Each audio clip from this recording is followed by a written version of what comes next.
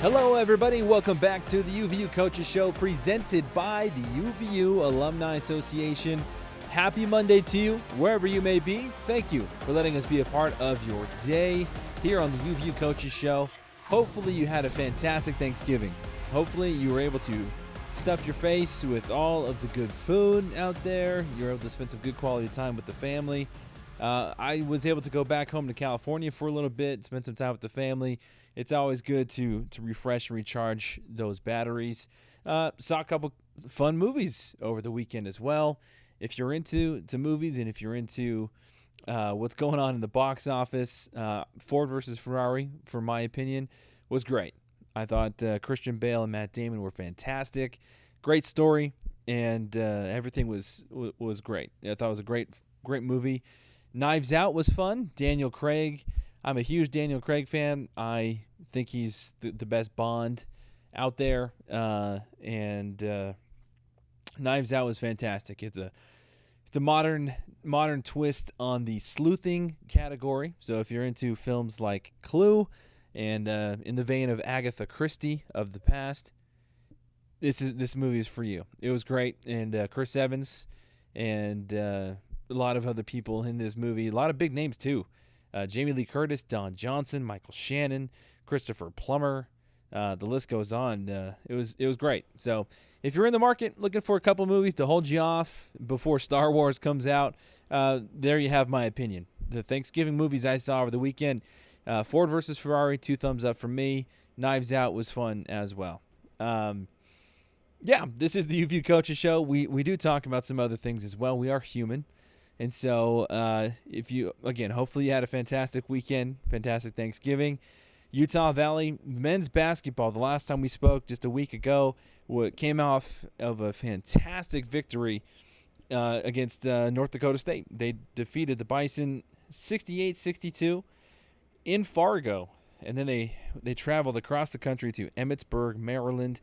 Now last Tuesday was very interesting. Last Tuesday, Utah Valley, according to a lot of people, especially our weekly guest, Kyle McDonald from WAC Hoops Digest, they said that this game last Tuesday where Utah Valley lost to Mount St. Mary's 64-61 was a quote-unquote head-scratcher. And we'll dive into a little bit what that means later on. And then Utah Valley, of course, yesterday, Sunday, December 1st, falling in Fort Collins to Colorado State 61-92. So Utah Valley, again, after that big win against North Dakota State, finishes off the 3-game road stand by falling to Colorado State 92-61 yesterday, improving their record now to 4-5 on the season. And they have to come right back home and get ready for an in-state rivalry game against Weber State on Wednesday. And tip-off is set for 7 o'clock Mountain Standard Time. And I will be on the call on the WAC Digital Network and on UVU TV and the KSL TV app as well with Ben Aird, former Utah Valley University basketball standout. Ben Aird, and former teammate and long-time / good friend of Holton Hunsaker, who I've been calling games with the past couple of seasons. Ben Aird, he's going to join me on the telecast on Wednesday, and he was kind enough to drop by the UVU Coaches Show and give us a little bit of what he thinks is going to happen and give us an update as to what he's been up to since he last stepped foot in the UCCU Center as a Wolverine. So we will hear from him, and of course, big shout out to the women's basketball team defeating Antelope Valley over the weekend as well. We'll hear from head coach Dan Nielsen after this. So it's a fun show. We got a fun show packed for us to begin this Monday, the first official Monday in December. I mean, come on. Now you can start playing the Andy Williams stuff. Christmas music has officially okay to play in our household. No Christmas stuff being displayed after Halloween. We got to give Thanksgiving its proper due. Thanksgiving is one of my favorite holidays, and I feel like it always gets overlooked. And now officially we begin the march on to Christmas. But Utah Valley begins their march of in-state rivalry games this week. Again, Wednesday, against Weber State, you can listen to legendary Jimmy McCullough, Jimmy Mack, right here on ESPN 960. Again, tip-off for you set for 7 o'clock Mountain Standard Time on Wednesday. And then Utah Valley will travel down to Cedar City on Saturday to take on Southern Utah. So that tip-off is set for 2 p.m. Mountain Standard Time. You can listen to Jim McCullough here on ESPN 960 as well. So, again, diving back into the week that was for the Utah Valley men's basketball squad. A tough setback in Maryland, 64-61, that loss to Mount St. Mary's. And then again, of course, yesterday at Colorado State in Fort Collins, losing 92-61. We'll break down some of the stats there for you in that game. So, again, that loss takes Utah Valley to 4-5 on the year, and that also improves the Rams to 6-3 on the season. So early on, the Wolverines jumped out to a 9-6 lead with about 15:43 to go in the first half before a cold stretch gave the Rams the advantage. Utah Valley went 8 minutes without scoring a point as Colorado State went on a 17-0 run to take a 23-9 lead. After exchanging baskets, the Rams went on a 17-2 spurt to take a 42-16 lead going into the half. Now, I think I'm going to go out on the limb here, according to some, but I feel like it's safe to say, and I will go ahead and say that it is safe to say that whatever happened in the first half yesterday in Colorado, in Fort Collins for Utah Valley, I don't think is ever going to happen again under Coach Mark Madsen. Now, we knew that coming into this year, a lot of puzzle pieces were going to have to be put together, and it's going to be a work in progress. And it's almost like putting it together an airplane as it's taking off, essentially, with what's going on right now, with all these different moving parts and injuries that Coach Madsen and his coaching staff are having to balance here. But it's safe to say that I think that this will be the worst first half statistically under Coach Madsen's tenure. Only 16 points at the half, so 42-16 was that halftime score. But in the second half, UVU started to pick up the scoring, but they're just unable to stop and cut into the Ram lead. Kaz and Jardine hit a three-pointer to cut the lead to as low as 70-47, but then the Rams pulled away for the 92-61 victory. Utah Valley shot just 22 of 57 from the field, including 24% from deep. The Wolverines were out-rebounded 37-24, and they lost the deficit in the paint. 34-20 was that battle in the paint, and UVU had 18 turnovers, which also led to 23 points off of turnovers for Colorado State. And again, those are things that you're not going to see from Utah Valley every time out there. And I don't know if it was a Thanksgiving hangover. I don't know if it was just because of all the traveling. I don't know what it was. But it's safe to say that I don't think that that's ever going to happen again underneath Coach Madsen's tenure. So Kaz and Jardine led the Wolverines with 15 points, knocking down 5 of 8 shots from downtown. Eman Olajapoke chipped in 11 points on a perfect 5 of 5 from the field. Jamison Overton, who it's good to see him playing after that what looked like a scary hand injury on his shooting hand against Lamar a couple weeks ago, but he's back, he's healthy. He finished with the other Wolverine in double digits with 10 points. So Brandon Averett led Utah Valley with 5 assists, and Trey Woodbury grabbed a team-high 6 rebounds as well. So again, Utah Valley, they're going to try and shake it off, and I think that coming back home and just being back in their own beds and just being back into the groove and the normalcy of their everyday life is going to help them.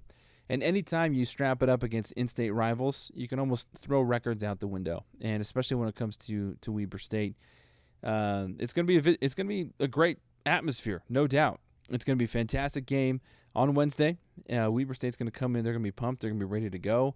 Always, historically speaking, very fun and energetic rivalry. Utah Valley came away victorious last year, the first time, I believe it was ever, winning up in Ogden. And it's going to be great. So if you are not able to get there, find a way to get there. But if you are still unable to find a way to get there on Wednesday, you can also listen to Jimmy McCullough on ESPN 960. You can tune in and watch Ben Aird and I as we give you the broadcast as well. But Utah Valley has to shake off the bad vibes, and they got to get ready to strap it up against Weber State on Wednesday before traveling down to southern Utah on Saturday. So that was the week that was for Utah Valley men's basketball, and we are going to take a quick break. We're just getting started here on the UVU Coaches Show. Again, we are going to talk with head coach of the women's basketball team, Dan Nielsen, right after this. Then after that, Kyle McDonald, and then we'll finish it off with Ben Aird.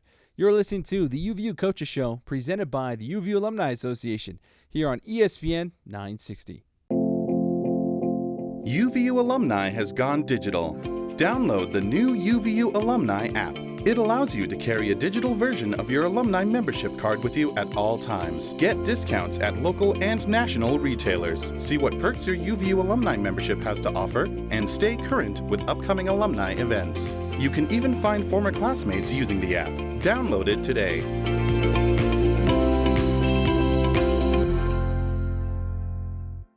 Hi, this is Tim at Sierra West Jewelers. Sierra West is having its annual sale, 40% off most items in the store, and we have up to 5 years on credit, OAC. Big names, 42 years, only at Sierra West Jewelers.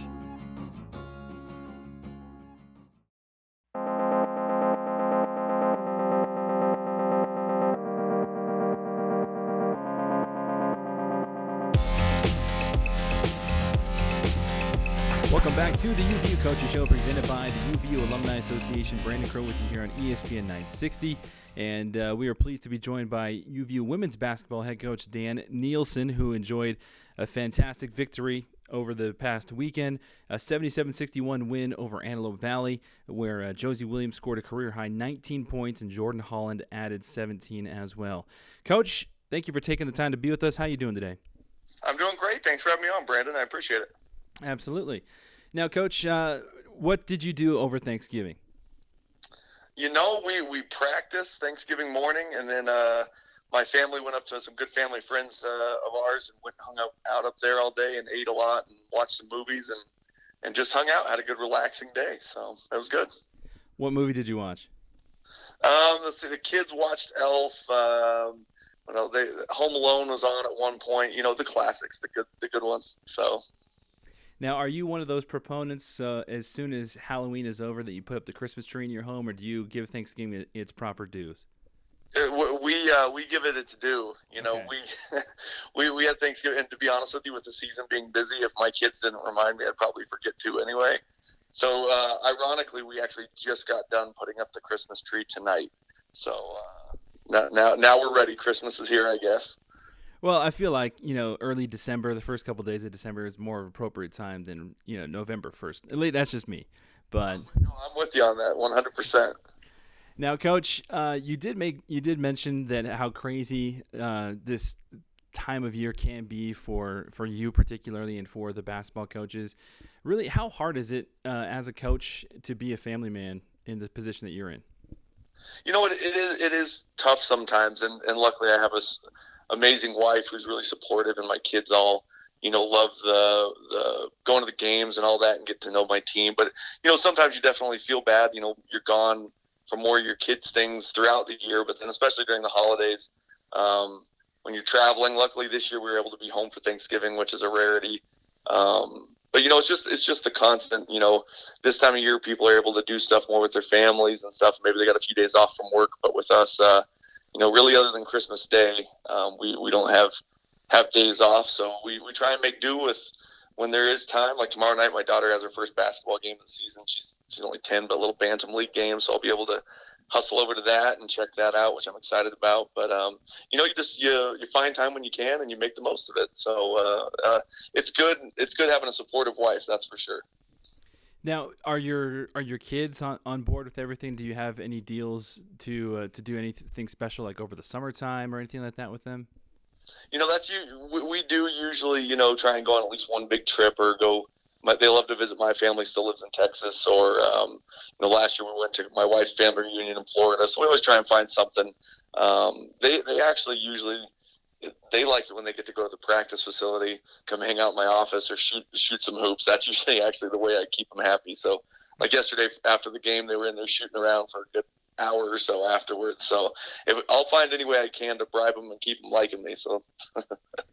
Well, it definitely helps when you have a fantastic facility like the UVU. Oh, no question. It's things state of the art, and if my kids approve of it, any recruit will too. So. Now, speaking of recruits, it's been a while since we last spoke here on the show. You've added some new additions to the squad. Just for those that might not be aware, go ahead and dish out some info and some backstory about some of these new ones. Yeah. So it's great, now that they're signed and we can talk about them. We signed 2 players in the early period, and we're going to continue to look at a few high school players and some possible transfers here over the next few months. But the first is a point guard we signed, Eliana Tafisi. She's out of Copper Hills. Really quick, athletic, pass-first point guard, which is what we're looking for in the future, having a point guard that can really run your team.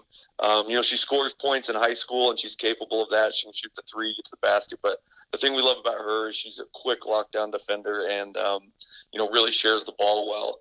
And then the other player we have, and I think she's kind of a diamond in the rough, and I'm excited to get her on campus, is Alina Tausinga from East High School.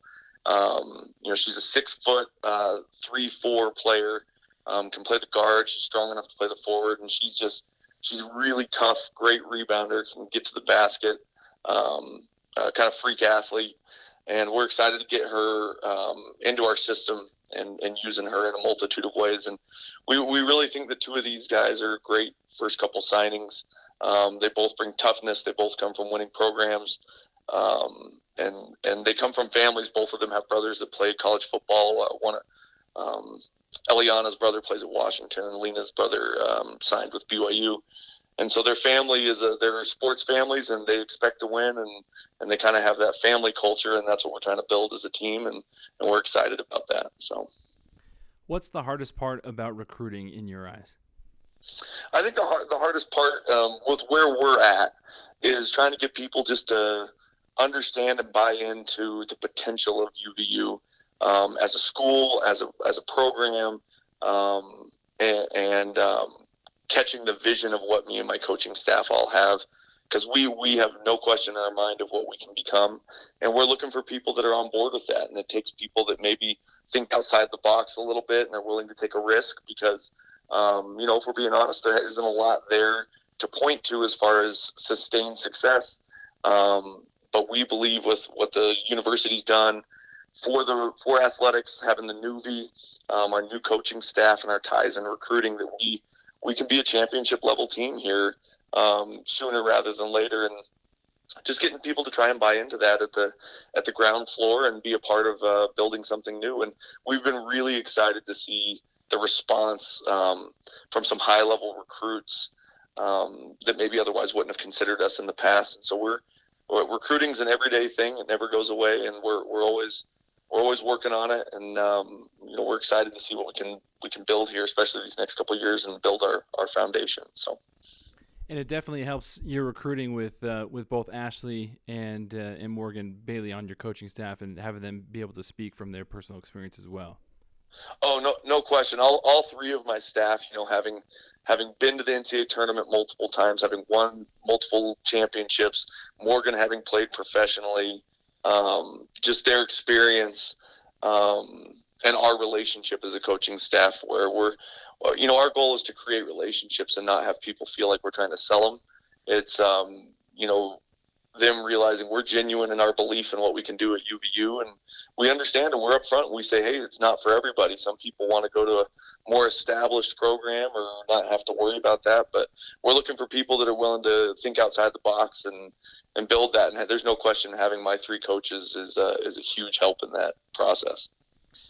Now, you and Mark Madsen came into Utah Valley relatively at the same time.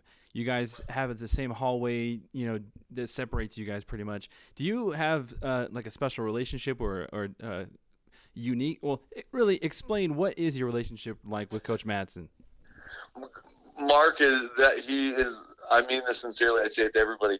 Mark is exactly what he presents himself to be. There's no fakeness there. He's the most genuinely kind person you'll ever meet, but he also has this intensity about him when it comes to coaching, not just the X's and O's, but about helping his guys to be successful.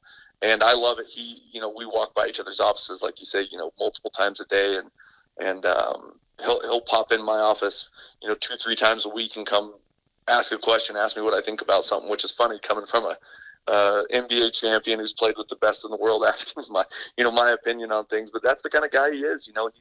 He's just a great guy, and he wants any help he can get. And I'm the same. I'll ask him what he thinks about things, and he has obviously great advice and great thoughts. And I'll be honest with you, with the men's team being on the road the last few weeks, I've kind of missed him coming and hanging out with me a little bit. So. Now, does he indulge in your love for The Office with you as well? Not yet. I don't know. Mark obviously has a sense of humor. I'm not sure if he might be more mature than I am and be above that. I've always paused it when he's come in, and he's never been like, oh, I've seen this one before. So, I'm not going to force it upon him. But maybe one day I'll get him to convert if he hasn't already. So. All right, now that I will go ahead and take that upon myself as a challenge to try and dive into that subject more often. You're listening to the UVU Coaches Show on ESPN 960. We're talking with women's basketball head coach Dan Nielsen. Coach, like we've discussed multiple times, and you've discussed multiple times, it's a work in progress through this first year, trying to figure things out. But how good did it feel to get that 77-61 win over Antelope Valley? It's kind of, I'll be honest, it's kind of a mixed bag where right now we're so focused on just trying to just improve on the small things, the thing, that everybody would say is a coaching cliche, but it's just being consistent in those things, rebounding, taking care of the ball, playing the game plan.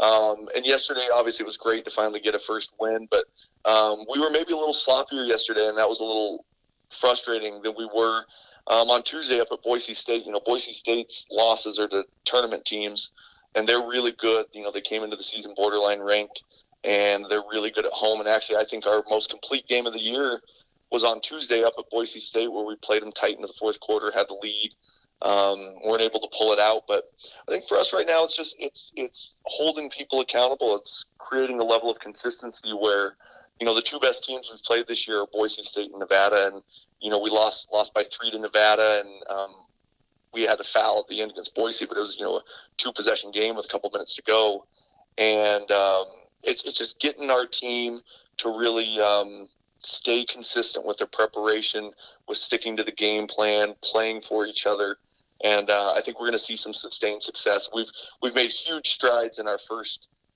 month, and we've played some teams. I think they ended up being better than we expected. Like Santa Barbara's beaten USC. Nevada's beat St. Mary's. Boise State's really good. Even Riverside beat New Mexico State at New Mexico State. And so we've had some challenging teams that we've played, and especially with our girls learning the new system. But I've loved the progress we've made. The buy-in so far, and obviously the name of the game is to win games, and we feel like we've got some of those coming in our future if we can continue to play consistently. I'm not going to lie, losing's hard, and so it really tests you if you can stay together as a team. But I've been impressed with what our girls have been able to do so far. What have you learned so far about yourself through this coaching process? That's a great question. My staff and I were talking about this the other day. I think coming into when there's a new coaching change and people are excited about the change, it's remembering that that it's not just the coaches that are new. The girls have to be willing to change themselves as well. And it's helped us as coaches to grow, to realize, hey, like, we can't jump in and just go super deep with the X's and O's yet. We have to create a level of trust with them and us, and within each other, to buy into doing these new things. Because whether they really liked it or not the last few years, they played a certain way, and they were used to that. And so we're pushing them, and it's been fun for us, I think, to grow together as a team and a staff, and recognize, hey, maybe this year we're going to have to focus on some different things than we will in year 2 and year 3. And I think it's made us better coaches, and I think it'll help us down the line throughout the rest of this year. Now, this week, Coach, you have 2 home games against Big Sky Conference opponents. Tuesday night against Idaho State at the UCCU Center at 6 p.m. Mountain Standard Time, and then Saturday at 2 p.m. Mountain Standard Time against Montana in Lockhart Arena. First and foremost, what are you expecting from Idaho State on Tuesday? Idaho State's a really, really solid team. They always play a challenging schedule in preseason, so their record kind of throws you off. They've played at Oklahoma State, at Duke. Seton is a really good coach, Seton Sobolewski up there, and his team always plays really hard. They have a couple good shooters. They got an athletic point guard that'll lock into us, and they're just really smart. And they play a tough system where they spread you out and try and make it tough to guard. So we're excited to play those guys. I know when I was at UVU in the past, we had some good battles with them. And with it being a home game, we're excited. Any home game, we're trying to build that culture. We win at home, and so we're excited about this week having those 2 games. And Montana's played well too this year. They just got a big win tonight at Cal State Fullerton, and so we're expecting two tough games. But hopefully we can build on the momentum from last week of a good performance at Boise, winning on Saturday, and kind of keep it going. Well, as always, thank you for taking the time, Coach. Congrats on that first victory. Look forward to many more to come. Hey, I appreciate you having me on, Brandon, and hope all you Wolverine fans can make it out on Tuesday and Saturday and check us out. All right, that was Dan Nielsen, the women's head basketball coach for Utah Valley University. We'll be right back with more here on the UVU Coaches Show right after this on ESPN 960. At Kengar Volkswagen in Orem, we believe in supporting our neighbors and the hardworking UVU basketball team. Since our store is perfectly located on University Parkway in Orem, we're ready to play ball with our UVU Wolverines and give them and you a car buying experience unlike any other. Be sure to stop by our store for all your automotive needs, because at Kengar Volkswagen in Orem, we hear you. Your number 1 UVU basketball fans, Neil Dastrup Insurance and Auto Owners Insurance is a winning combination. You know texting while driving is dangerous, yet most people admit to doing it anyway. Drivers are 23 times more likely to be involved in a car accident while texting. Know the facts and wait to text. The danger is real and it applies to you. Auto Owners Insurance, the no problem people. Neil Dastrup Insurance is a proud partner of the UVU men's basketball team.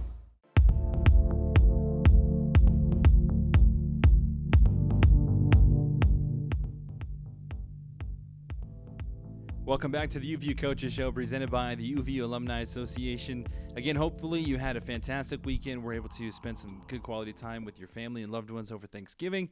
And we're grateful that Utah Valley is back this weekend home again on Wednesday. Big game taking on in-state rival Weber State, 7 o'clock p.m. Mountain Standard Time. That game will be broadcast on the WAC Digital Network on UVU TV. And you can also hear Jim McCullough on the radio dials with that here on ESPN 960. As always, every week, we are pleased to hear from WAC Hoops Digest's Kyle McDonald, who will help break down all things WAC Hoops, including Utah Valley basketball. Kyle, it was kind of frustrating watching Utah Valley this past week, traveling all the way across the country to Emmitsburg, Maryland, and falling 64-61 to Mount St. Mary's, and then of course yesterday's loss, 92-61 to Colorado State. We'll go ahead and we'll start with the Mount St. Mary's one. I know you tweeted, Kyle, that it was kind of a head scratcher for you, and your overall thoughts on Utah Valley's performance. Well, I mean, you think about Mount St. Mary's was 1-5 coming into the day, and you're thinking, okay, well, Utah Valley had gotten a big win at North Dakota State a couple days earlier, and North Dakota State was picked to win the Summit League. And so you're thinking, okay, this team plays really well on the road, it seemed like, outside of that Denver game, obviously, early on in the season. And so when I see the final score, especially when they had a halftime lead, and in the second half, it was actually at double digits at one point, it's kind of just like, what went wrong? I was told that from someone that was at the game that there was a lot of individual play. There was a lot of – the ball got stopped a lot on offense. There wasn't movement. There was a lot of hero ball. and it really didn't play into what Utah Valley does best, and that's get the ball moving, get out in transition, running the floor, making sure everybody gets touches, in a possession, and finding that open guy for a good look. Yeah, it's very frustrating to watch because it's kind of a trend that you're starting to see from a lot younger age here in this country. I have a term, instead of hero ball, I just call it AAU ball. And that's what you're starting to see nowadays. And I know that's something that Coach Madsen was trying to really get rid of. You had a couple individuals stand out, but Utah Valley, especially with this group of guys going forward, they're going to have to do everything and defeat everybody as a team. Nobody can stand out and be able to take over a game like they might have been able to in years past. Well, there's two concerning things with that. With something at Mount St. Mary's, it's kind of been a trend. Not necessarily, it doesn't always end up bad, but like when you're not in double digits in assists with the kind of offense that they run, that's concerning because it seems like more guys are trying to take people one-on-one and trying to create their own shot rather than letting the offense create that shot for them. And then Mount St. Mary's made more free throws than Utah Valley actually shot, which that's going to be a killer in any contest if a team makes more free throws than you actually shot. Now, some of those came late in the game when Mount St. Mary's was trying to seal the deal, but still, you got to get to the free throw line. And with the athletic guards that Utah Valley has, there should be no problem with that. So those are two concerning things that I think Coach Madsen is going to address this week as he gets ready for Weber State. But, I mean, it's just like I just said, with the way they played at Kentucky, the win at North Dakota State, to lose at Mount St. Mary's, was just a head scratcher for me, like you said.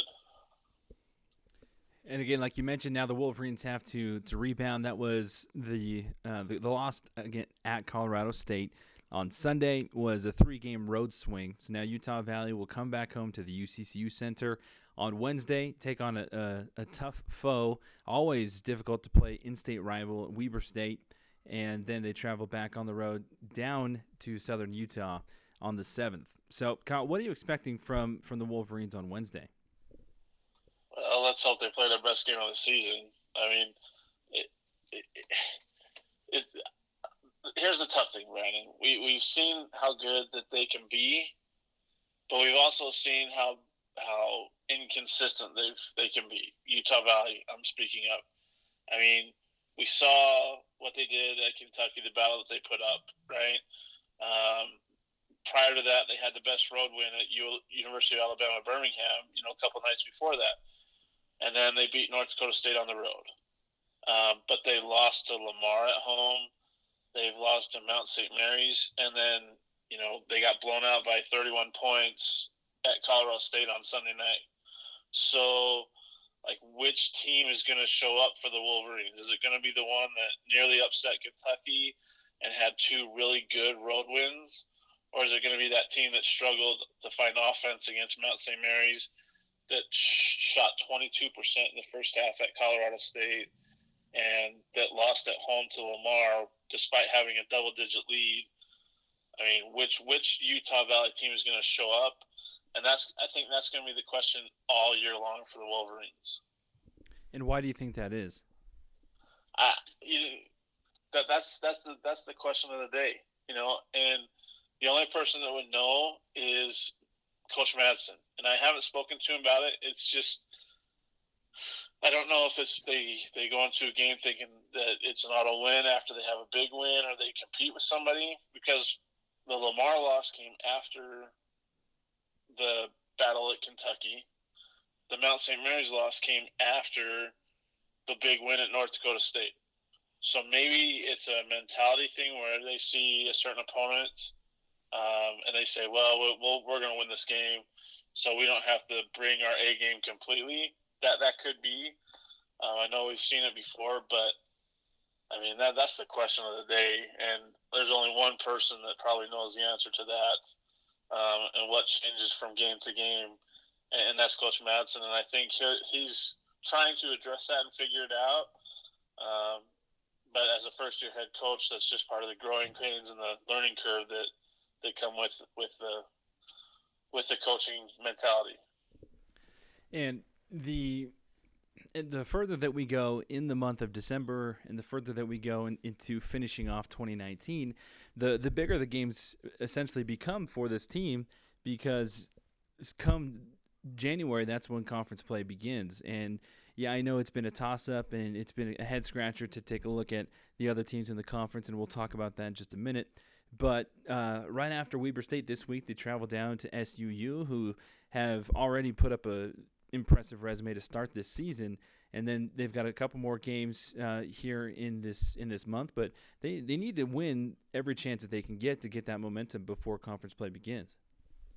Well, the thing about it is, with the schedule that they have, I mean, maybe the trip to Wyoming and the trip to Long Beach State are going to be difficult, but all the games that they have left, Weber State, Southern Utah, Northern Arizona, 3 Big Sky teams right there in a row, Wyoming, a Mountain West team, Long Beach State, a Big West team, and then Antelope Valley right before WAC play starts. Those are all winnable games. Like, I look at that schedule, and most of those teams outside of Southern Utah, let me look at the Ken Palm, but I'm sure that it's pretty even. They're pretty even matchups for Utah Valley. I mean, Utah Valley's at 217 on the Ken Palm rankings. Southern Utah's at 171, but all the rest of those opponents that they play before conference play starts are below them in the Ken Palm rankings. So they're all winnable games. So that's what has to happen between now and, January 2nd when the Utah Valley travels to Chicago State to open WAC play. They have to win these winnable games to get that confidence back up going into WAC play, because in all honesty, the WAC is wide open this year. And we've seen that. Maybe we'll get into that more as we talk here, but they have to win these winnable games. You're listening to the UVU Coaches Show, presented by the UVU Alumni Association. Brandon Crow with you here on ESPN 960. We're talking with WAC Hoops Digest Kyle McDonald. Again, you can follow him on social media. Follow him on Twitter at Kyle Sports Bias, as well as at WAC Hoops Digest. You can shoot Kyle a message at wachoopsdigest.com. Reach out to him and take a look at all of the extensive research that he continues to pour in and day out for this Western Athletic Conference as far as the basketball is concerned. So, like you mentioned, Kyle, the WAC right now, taking a look at it, is wide open. I mean, Utah Valley was sitting at top of the conference a little over a week ago, and now it continues to fluctuate day by day. It's almost like the stock exchange, where you have to take a look at it every day and just to see what team has risen to the top. Look, the Kansas City Roos are leading the WAC right now. They're at 5-4. They have the best record of all WAC teams.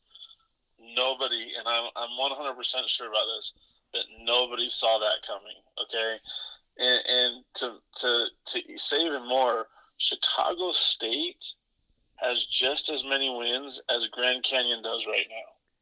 Whoa! Sound the alarm. I'm dead serious. Sign of the times. I hear people saying sign of the times. It's crazy, Brandon. I mean, Chicago State is 3-6. Grand Canyon is 3-6.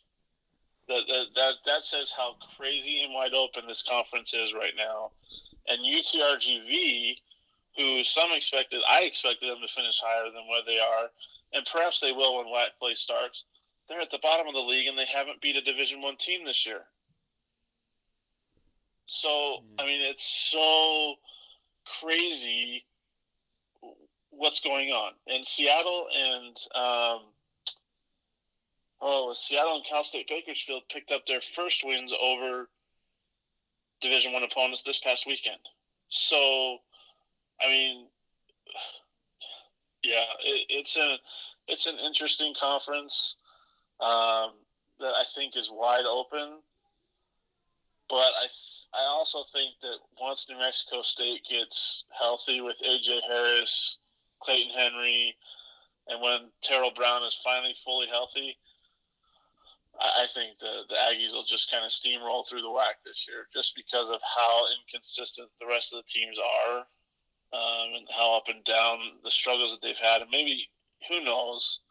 But it just seems that's going to be the trend the rest of the way through December and into January as WAC play starts. Any surprises or anything stand out to you in the Western Athletic Conference over the past weekend? It's a good question. Not really. I mean, Kansas City, they're just doing things. I mean, I'm really impressed with what Billy Donlin's been able to do. They've won 3 out of their last 4 games against Division I opponents, and they've won 3 of 4 games. Their only loss was to Liberty, and I believe Liberty's still undefeated. So, what Kansas City's doing right now is impressive. I don't know if it's sustainable, but what they're doing is when I sat down with Billy Donlin at WAC Media Day, I was impressed. The guy is down to earth. He's straightforward. He's hardworking, and he's getting the most out of his guys right now. New Mexico State, I mean, they're back on track a little bit. They beat Colorado State in South Florida last weekend in the Cayman Islands before losing a heartbreaker to Georgia Mason in the championship game. They play UTEP and Washington State this week, so we'll see, if they can bounce back against the Miners in that I-10 rivalry and if they can get a win over a Power 5 conference opponent. So, I mean, it's just – I think the biggest thing that's impressed me is Kansas City and what they've done so far, at least lately, the last 2 weeks or so. And it'll be interesting to see if they can keep that up. But like I said, it'll be interesting going forward as we get into December and teams are starting to get ready for WAC play. Who's going to kind of start to stand out and be those teams that we talk about more and more as the season goes on. Excellent stuff as always, Kyle. Thank you so much, my brother. All right. Thanks, Brandon, for having me, and enjoy your week, everybody. All right, that was Kyle Sports Bias, Kyle McDonald from the WAC Hoops Digest. And we'll take a quick break. We'll be right back with more here on ESPN 960. This is the UVU Coaches Show. Wolverine Crossing is Utah Valley's premier student housing. We provide the largest amenities in Utah, including 2 resort-style pools, 2 hot tubs, a 2-story gym, sand volleyball, basketball court, and so much more. Pick from our newly renovated 1, 2, 3, and 4-bedroom layouts. We know we have the perfect fit for you. Spots are filling fast. Come in today for a tour and find out why Wolverine Crossing is home for you. Why does your business need Vivid Print today? For banners, yard signs, NCR forms, business cards, promotional items. Why will you need Vivid Print tomorrow? For booklets, business card magnets, custom printed fabric items, trade show pop-ups. And why Vivid Print in the future? For letterhead, newsletters, flyers, stickers, window claims. Vivid Print, promotional signs and graphics. Hi, this is Jamie Barris with Vivid. If you can dream it, we can design and print it. Go online to get-vivid.com and get ready for great service. And Vivid, print promotional signs and graphics.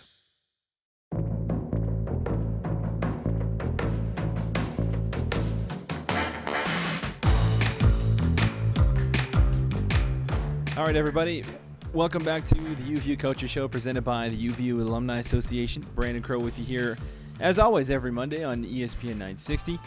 We have had a fantastic show so far. We have heard from UVU women's basketball head coach Dan Nielsen. We've heard from Kyle McDonald from WAC Hoops Digest. And now we will introduce formally, or reintroduce to a lot of Wolverine fans out there, one of my new color commentary partners throughout the remainder of the season, former UVU standout Ben Aird. Ben, thank you for taking the time to be with us, my man. How are you? Absolutely, Brandon. I'm doing very well. I appreciate you having me. Excited to be here. Now, right from the get-go, Ben, you gotta let us know one of your favorite Holton Hunsaker stories. Well, there's probably too many to share. I've got some really good memories spending my 4 years at Utah Valley with Holton, being together from day one. And actually, as fans may remember, Holton and I were actually high school rivals. And so our 2 high schools were big-time rivals. And one of my favorite memories, so I kind of hold this over his head a little bit because I only lost 2 games to him in the 4 years that we played each other. We played each other twice a year. But one memory that I do have was senior year playing at home. Holton went off for, 14 or 20 points in the fourth quarter and ended up stealing a win on our home court. So he kind of holds that over me a little bit. But I've got so many good memories with Holton. He's definitely a really good friend of mine. What was your first impression of Holton as a teammate? Yeah, I mean, as a teammate, the first thing that stands out about Holton is just how hard he works. He's just a natural leader, someone that is always going to show up and put in the hard work. And that's something that I took away from him right away. It was just, man, this guy he means business. He's going to come and put in the work and put in the hours that it takes to be successful. And that stood out from day one and was something that a lot of us teammates would kind of follow, just the amount of effort and hard work that he put in. Now, speaking of success, both you and Holton continued your hard work and success off the court, and since you have graduated from Utah Valley University. And for those who might not know, what have you been up to the last few years? Yeah, it's been kind of an interesting ride for me post UVU and kind of where my career has taken me. But I'm actually an enterprise account executive currently, and so what I'm doing is I sell technology to enterprise companies, typically Fortune 100 type 500 or 500 type companies, and just kind of selling technology to them. I've been in sales for about the past 5 years or so. So it's been really good. It's been a great career, providing for me and my family, and something that I've really enjoyed. Now, is there any way that you incorporate your basketball skills or life lessons that you learned from basketball into your sales pitches or sales tactics?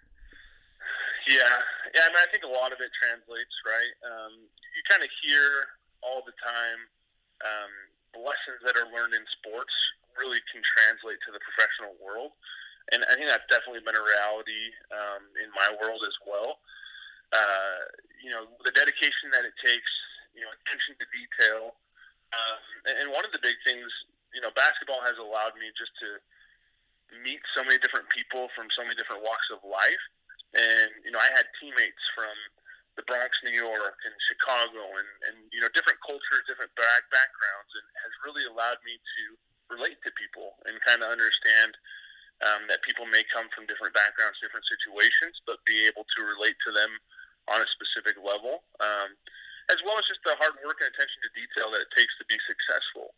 If you want to be successful on the basketball court, you have to, and that's something that Coach Hunsaker did a really good job instilling in us players, is that attention to detail. He had some of the scouting reports that you couldn't even imagine just how much time and effort was put into it, where we knew almost immediately what the other team was running, just by the set that they were in.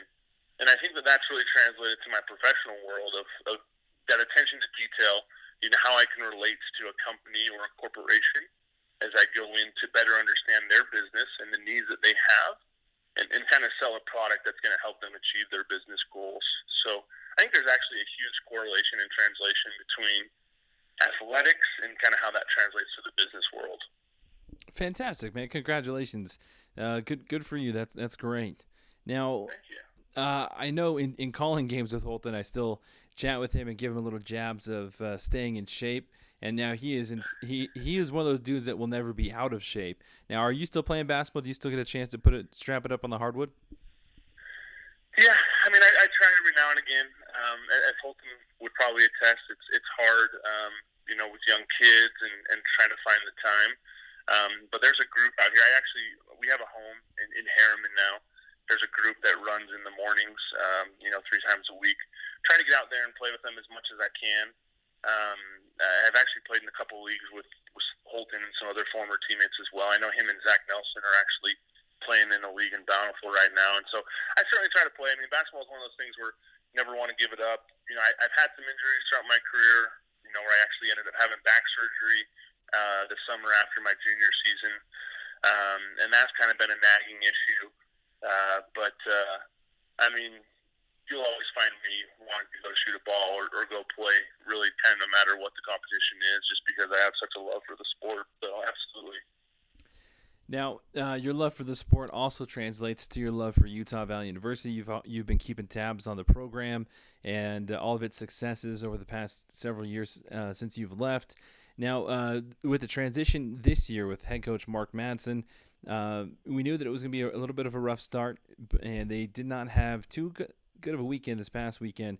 Again, Utah Valley falling 92-61 on Sunday to Colorado State, but they gear up for an in-state rival on Wednesday that you will be courtside with me for against Weber State. And you know that no matter what your record is coming into in-state rivalry games, you can almost throw the record out the window. And historically speaking, these Weber State matchups with Utah Valley have been really close over the past several years. And what are you expecting on Wednesday, Ben? Yeah. I mean, it's been interesting kind of following the team and how things have gone this year. I think there's definitely a transition that takes place with a new head coach in Mark Madsen, a new philosophy that he's instilling, and a lot of new players, right? A lot of new transfers that are getting their first time on the court. And so there's a little bit of expectation there that it's going to take some time for things to gel. Unfortunately, this weekend didn't have kind of the outcome that we would have hoped for against Colorado State, but I expect the Wolverines to come out with a lot of energy. A lot of times after a game such as that game, you come out with focus and you come out with energy and you come out to compete and certainly to win. So I expect a great effort from the guys. I fully expect this to be a very competitive game. And you hope with the in-state rivalries that you'll have the type of atmosphere that the UCCU will kind of be alive with Weber State coming in, and that can kind of field some energy for the guys and ultimately come out with a victory. And so I expect a big turnaround, and that this will be a very competitive game with the Wolverines hopefully coming out on top. Excellent stuff. Well, Ben, we know you're very busy, and we appreciate you taking the time to be with us. And I'm excited to sit next to you, call game courtside with you on Wednesday.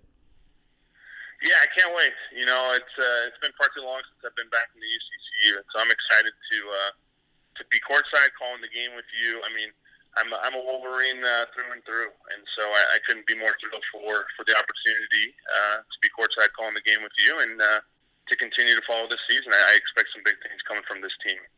Fantastic. Thank you. Absolutely. Thanks so much.